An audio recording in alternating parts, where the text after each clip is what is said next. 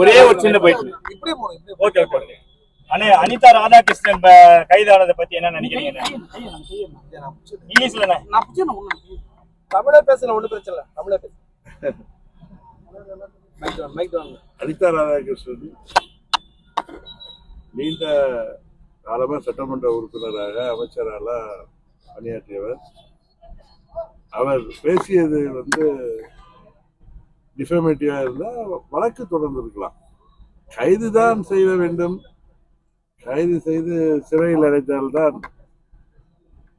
எங்கள் ஆத்திரம் தீரும் என்று ஒரு முதலமைச்சர் நினைப்பதோ அரசாங்கம் நினைப்பதோ தவறு. ஏன்னா இதுல ஒண்ணு எந்த மாதிரி வழக்குகள்ல கைது செய்வாங்க, சாட்சிகளை அழைச்சிருவாங்கிற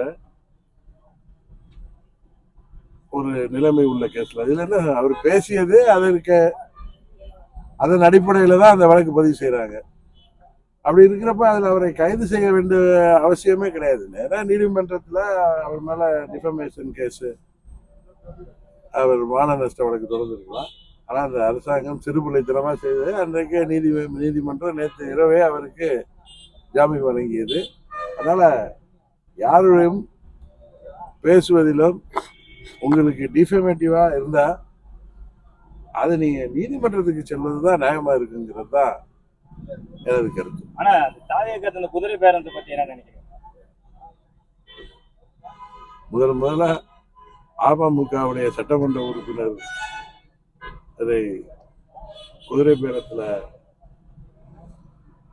ஆட்சி அமைப்பதற்காக அன்றைக்கு ஒரு எம்எல்ஏ தானே அப்படின்ட்டு நம்ம மேல கை வச்சு பார்த்தாங்க. அன்றைக்கு தொடர்ந்தது, அன்றைக்கு ஆரம்பித்தது, இன்று வரை தொடர்ந்து கொண்டு இருக்கிறது. தூய சக்தி என்று சொல்லிக் கொண்டு இன்றைக்கு தமிழ்நாட்டில் எம்எல்ஏக்களை வாங்குகின்ற சக்தியாக, கவர்கின்ற சக்தியாக இன்றைக்கு தாவேகா தமிழ்நாட்டில் ஒரு புதிய அரசியல் கலாச்சாரத்தை உருவாக்கி இருக்கிறாங்க. இது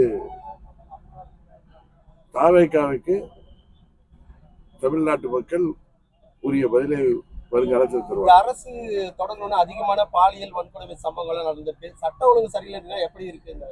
சட்ட ஒழுங்கு, பெண்கள் பாதுகாப்பு, போதை மருந்து புழக்கம், இதெல்லாம் இந்த அரசாங்கம் எந்த ஒரு சமரசமும் இன்றி உறுதியாக அதையெல்லாம் சட்ட ஒழுங்கை பாதுகாக்கணும், நிறைவேற்றணும். போதை மருந்து கலாச்சாரத்தை அடியோடு ஒழிக்கணும். பெண்கள் பாதுகாப்புல முழு மூச்சாக செயல்பட வேண்டும் என்பதுதான் எல்லோருடைய விருப்பம். ஆனா இன்றைக்கு தமிழ்நாட்டில் பொய் சொல்வதற்கென்றே ஒரு துறை வைத்தது போல மக்கள் பேசுறது சொல்ற பொய் சொல்வதற்காகவே, பொய் தகவலுக்காகவே ஒரு துறைக்கு அதுக்கு அமைச்சராக இருக்கிற ஒருத்தர், அது முக்கியமான அமைச்சராக இருக்கின்ற ஒருவர்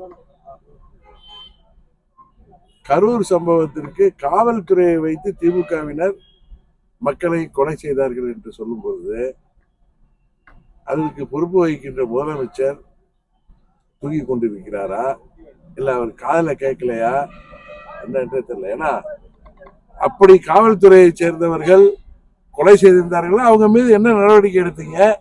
இப்படி காவல்துறை மீது அபண்டமாக பழி சுமத்துகின்ற போது எப்படி காவல்துறை, சட்டம் ஒழுங்கை பாதுகாக்க வேண்டிய காவல்துறை, பெண்கள் பாதுகாப்பை உறுதி செய்ய வேண்டிய காவல்துறை உங்கள் மீது அதிருப்தி அடைய மாட்டாங்களா? ஏன்னா முதலமைச்சரே போய் தமிழ்நாடு முழுவதும் எல்லா இடத்துலயும் அவரும் அந்த தாவேகாவில் இருக்கிற நிர்வாகிகள் மாத்திரம் மக்களுக்கு பாதுகாத்து கொடுத்துட முடியுமா? ஏன்னா அவங்கள்ட்ட இருந்து பெண்களையும் அவங்கள்ட்ட இருந்து மக்களையும் பாதுகாக்கின்ற கடமையும் காவல்துறைக்கு தான் இருக்கு. அதனால ஒரு பொறுப்பு வாய்ந்த துறையின் அமைச்சராக இருப்பவர் பொறுப்பற்ற முறையில, இன்னும் சொல்ல போனா உச்ச நீதிமன்ற மேற்பார்வையில தான் சிபிஐ என்கொயரியே நடக்குது. அப்படி இருக்கிறப்ப அதுல அக்யூஸ்டா, எஃப்ஐஆர்ல அக்யூஸ்டா இருக்கிற ஒருவர் ஆதவ அர்ஜுனா அவர்கள் இப்படி எதை வேண்டுமானாலும் பேசுவார் என்று பேசுவது, இப்படி ஆணவத்தோடு பேசுவது உறுதியாக கண்டிக்கத்தக்கது. இப்போ ஆதவ அர்ஜுனா 90% அதிமுக டிவிகள் இணைப்பேன்னுக்கிறாரு, அதுக்கு என்ன சொல்றீங்க? 90% வந்துட்டாங்கிறாரு. விஜயபாஸ்கரும் 2 விஜயபாஸ்கரும் வந்தது 60% வந்துட்டு இருந்தாரு, இன்னும் 30% வந்துருங்கிறாரு. என்ன பர்சன்டேஜ் தெரியல. அவர் பொதுப்பணித்துறை அமைச்சர், நெடுஞ்சாலைத்துறை அமைச்சரா இருக்கிறதுனால அந்த பர்சன்டேஜ் பத்தி பேசுறாரா என்னங்கிறது எனக்கு தெரியல.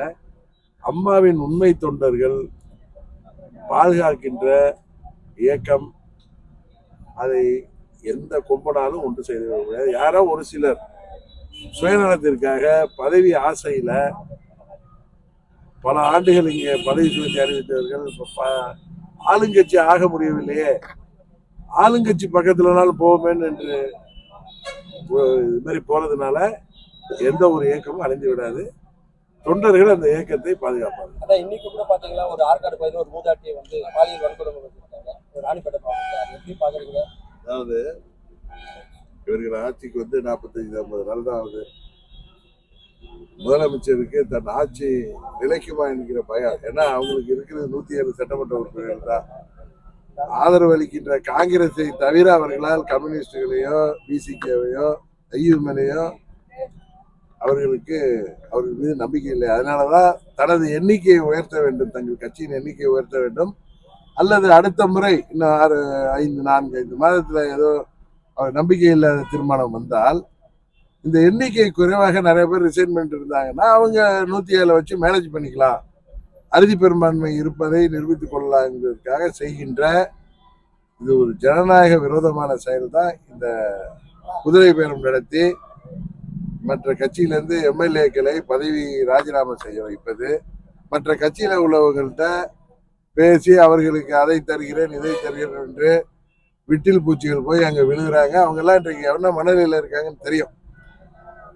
இதுல கவனம் செலுத்துவதை விட்டுவிட்டு தமிழ்நாட்டில் சட்டம் ஒழுங்கை பாதுகாப்பதிலும் காவல்துறை மீது கொலைப்பலி போடாமல் அவர்களை சரியாக பணி செய்ய அனுமதிப்பதும் தான் நாட்டின் சட்டம் ஒழுங்கிற்கும் பெண்கள் பாதுகாப்பிற்கும், அதுபோல தமிழ்நாட்டை அச்சுறுத்தி கொண்டிருக்கின்ற போதை மருந்து கலாச்சாரத்திலிருந்து மாணவர்களை இளைஞர்களை மீட்டெடுத்து சட்டம் ஒழுங்கை பேணி காப்பதற்கு இந்த அரசாங்கம் முழு முயற்சியில் ஈடுபட வேண்டும்.